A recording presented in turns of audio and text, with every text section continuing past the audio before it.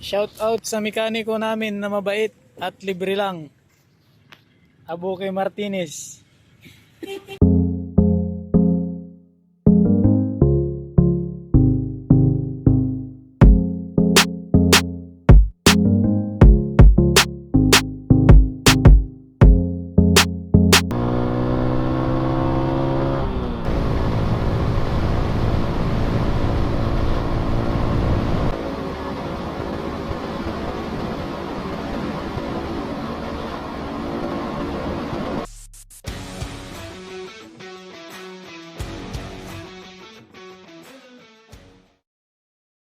Good morning guys. Ngayon ay bibiyahe kami papuntang Aroroy at ito yung aking mga dala. Tinalian ko na lang kasi wala pa tayong top box. Pero matibay naman yung pagkakatali natin dyan. Pasok!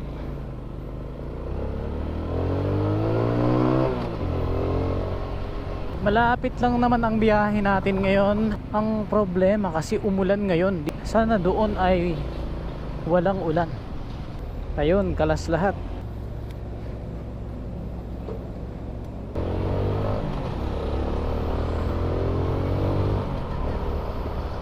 Muli na namang mapapasabak ang ating XRM 125 sa mga lubak.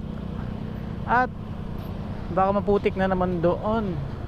Kasi alam naman natin na kapag yung ating gamit na motor ay itong motard, hindi siya ganun kaganda ang performance pagdating sa mga malubak, di ba?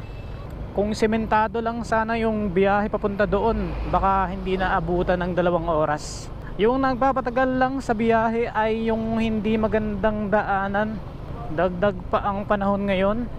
Nung mga nakaraan pala guys na binanggit natin sa ating video, akala ko ay normal lang na kapag sinasagad yung manobela, ito ay parang matigas, parang ganun siya.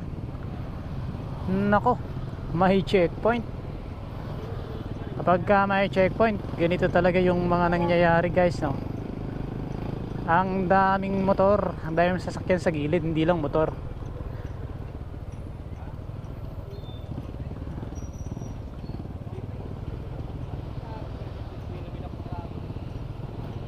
Ayan ang checkpoint.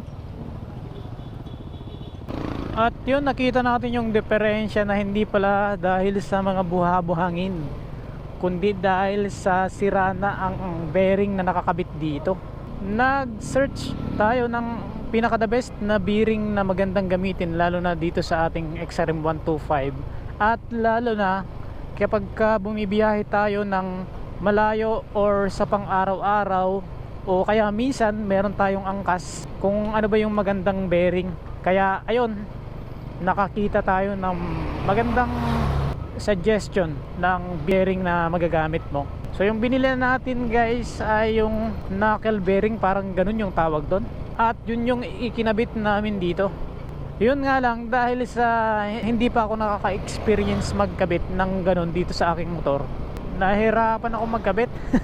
Buti na lang meron tayong kaibigan. Maganda talaga pag marami kang kaibigan, no? Kasi may tutulong talaga sa'yo kapag panahon kailangan mo ng tulong. Shout out sa kay Abuke Martinez. Isa sa kaibigan natin, siya yung tumulong sa atin para maikabit ng maayos ang ating knuckle bearing. Nung pinapanood ko parang ang dali-dali, pero nung kinabit ko na, nako, mahirap din pala. At gayon na nga ang nangyari guys, dahil napalitan na ang ating sirang bearing, maganda na ulit ang handling nitong ating XRM.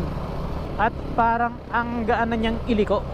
Ayon na din sa iba nating kaibigan at sa nagkabit na din mismo, magandang gamitin yung knuckle bearing at tumatagal yung serbisyo.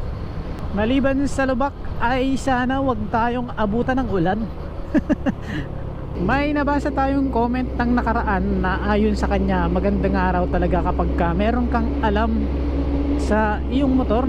Kasi lalo na bumibiyahe tayo, di ba?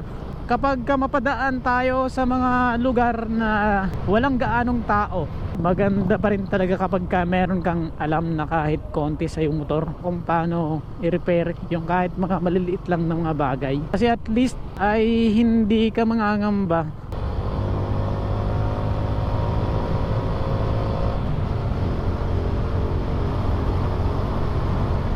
Dito ay hindi ganun ka-stricto guys, no? Kita nyo naman. Hindi sila naka-helmet. Grabe yung tricycle ni kuya, oh. Fast crap. Ayos. Ito yung nakakamiss, no? Kapag lagi kang nandun sa city, laging purong traffic yung nadadaanan araw-araw. Yung mga ganitong daan, ano, na parang nasa expressway, no? 'Di ba? Ang lapad at ang ganda ng espalto dito, guys. Ayan, no? Kaso wala siyang mga guhit-guhit. Yan.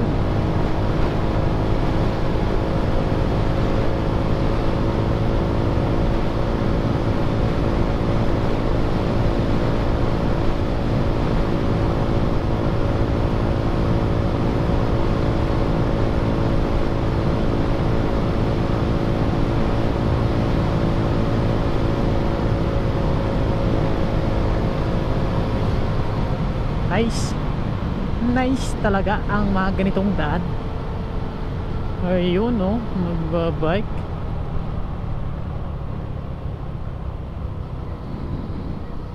Maganda rin kapag gano'n, no, yung marami kayong kasama, yung kasama mo yung mga kaibigan mo, diba?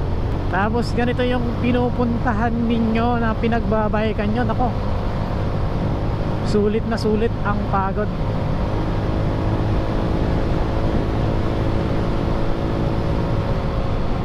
Parang expressway talaga, eh, no? Kaso nga lang, wala ka lang makikitang parang mga sign na katulad ng sa expressway talaga. Kukunti yung mga dumadaan dito ng mga sasakyan. Tapos malapad pa yung daanan at espalto. Ayun, no? Ayun ang isang problema naman natin ngayon, guys, ay ang ulan. Grabing ulan, guys.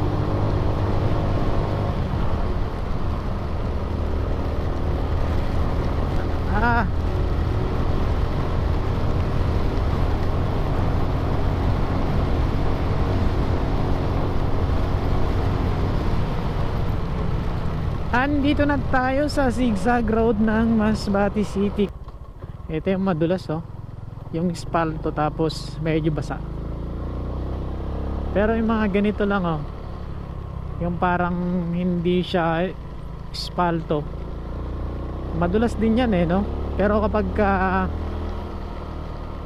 hindi naman ganun kabilis talaga yung takbo mo at nagkukurbada ka dyan, hindi ka naman madudulas. Ayan.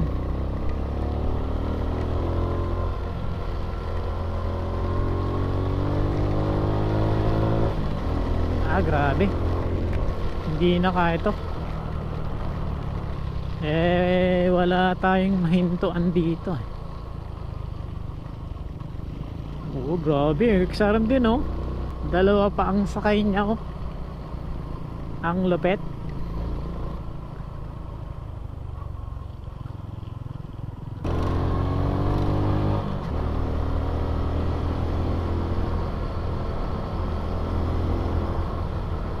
Hindi naman masyadong malakas talaga yung ulan.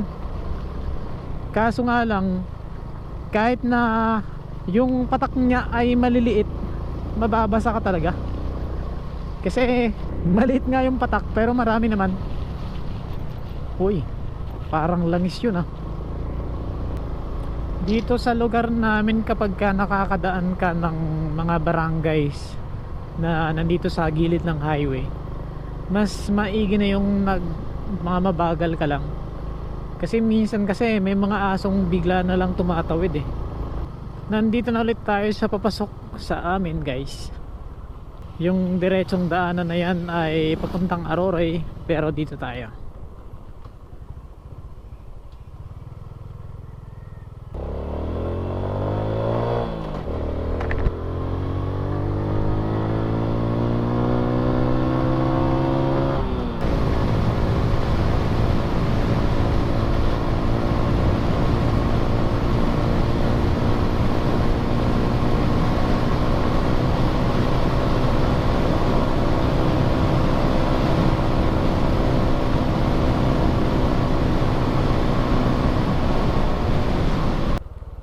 ito na yung sinasabi natin guys.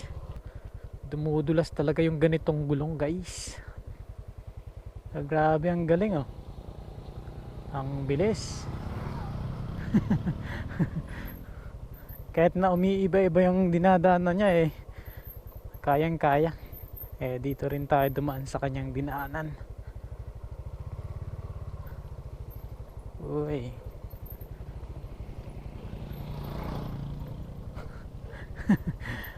Dapat pala dun tayo sa gitna oh. Ay,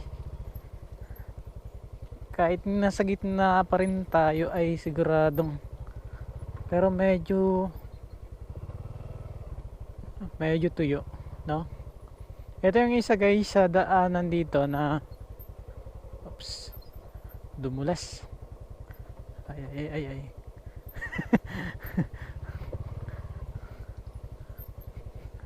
Ito yung isa sa daanan dito na kapag medyo malakas yung ulan, siguradong baha talaga. Yan. Medyo brown na yung kulay ng tubig.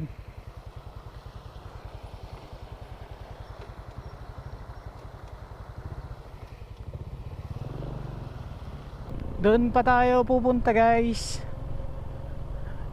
Medyo malayo-layo pa ng konti. Maganda kung medyo ganito yung daanan, no? Kahit na hindi pa simentado pero hindi maputik. At least kahit papaano ay makakapagpatakbo tayo ng medyo mabilis.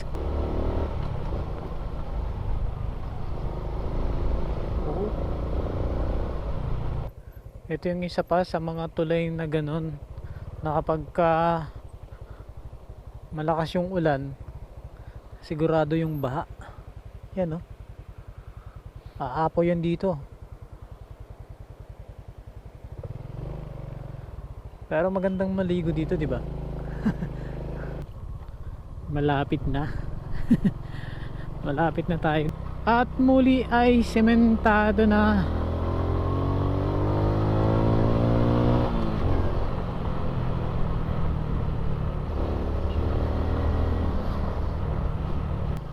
So guys, pansamantala hanggang dito na lang muna ang ating video.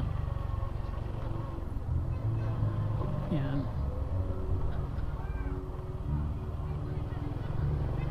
Ayan oh.